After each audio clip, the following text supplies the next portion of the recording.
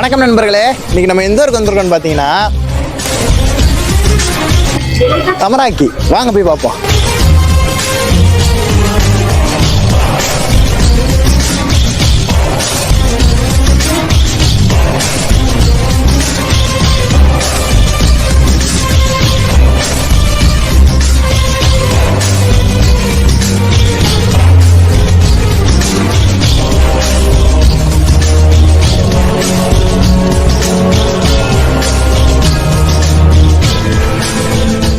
தமராக்கி இந்த ஊர் எங்கே இருக்குன்னு பார்த்தீங்கன்னா சிவகங்கையிலேருந்து மேலூர் செல்கிற வழியில், அதாவது சிவகங்கையிலேருந்து பார்த்தீங்கன்னா ஒரு 13-14 கிலோமீட்டர் தொலைவில் தான் இந்த ஊர் இருக்குது.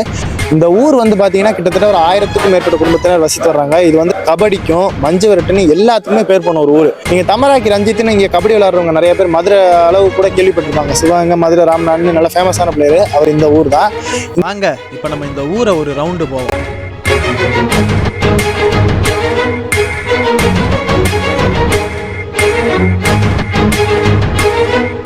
ஏகப்பட்ட கோயிலுங்க இந்த தமராக்கியில். நாங்கள் சிலது தான் நாங்கள் வீடியோவில் போடுறோம்.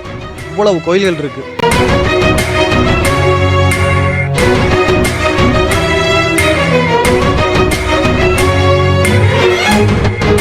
இதெல்லாம் அந்த ஊர் இளைஞர்கள் கபடியில் வாங்கின பரிசு.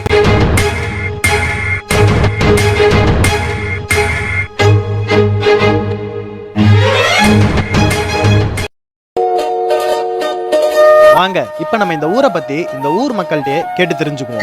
வணக்கம்யா. வணக்கம். உங்க பேருங்கயா? என் பேர் வெள்ளக்குட்டி. வெள்ளக்குட்டி. நீங்க எந்த இங்க தமராக்கி தானே? எத்தனை பேர் இருப்பீங்க? ஊர் இது வந்து 2000 குடி இருப்பு.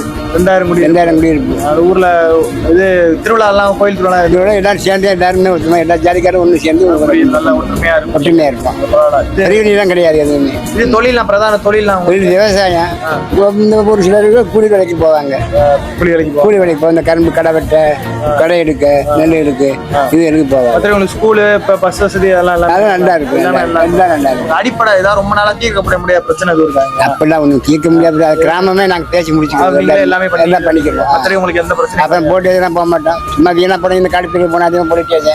அப்புறம் கிராமத்திலே இருந்து எல்லாமே முடிவு பண்ணி பண்ணிக்கிறோம். அப்படியா? சரிங்க. உங்களுக்கு எதுவும் பிரச்சனை இல்லை. சரிங்க, ரொம்ப நன்றிங்க. நன்றியா, நன்றி. இந்த ஊர்ல பாத்தீங்கன்னா நீங்களே பார்த்திருப்பீங்க வீடியோல, எந்த அடிப்படை பிரச்சனையுமே கிடையாது.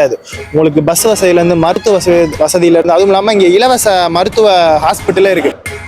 வந்தீங்கன்னா மகளிருக்கு இலவச ஹாஸ்பிட்டலே இருக்கு, நல்லாவும் பார்ப்பாங்க. உங்களுக்கு ரோடு வசதி, சாலை வசதின்னு எல்லாமே இருக்கு. அது மட்டும் இல்லாம சிவகங்கை தொகுதியோட முன்னாள் அமைச்சர் பாஸ்கரன், அவர் வந்து கதர் மற்றும் கிராம தொழில்துறை அமைச்சராக இருந்தார். அவர் பார்த்தீங்கன்னா தமராக்கி மண்ணை சேர்ந்தவர் தான். ஊரை உண்மையிலே அவ்வளோ செழிப்பாக வச்சிருக்காங்க, சந்தோஷமா இருக்கு.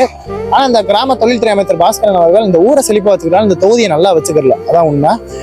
எதுவுமே சொல்லப்போனால் அந்த 5 வருஷ பிரிவில் நிறைய பண்ணியிருக்கலாம். அதுவும் இல்லாமல் மினிஸ்டராகவே இருந்தார். அந்த அளவுக்கு எதுவுமே செய்யலைங்கிறதும் எல்லாருமே மக்கள் அறிந்தது தான்.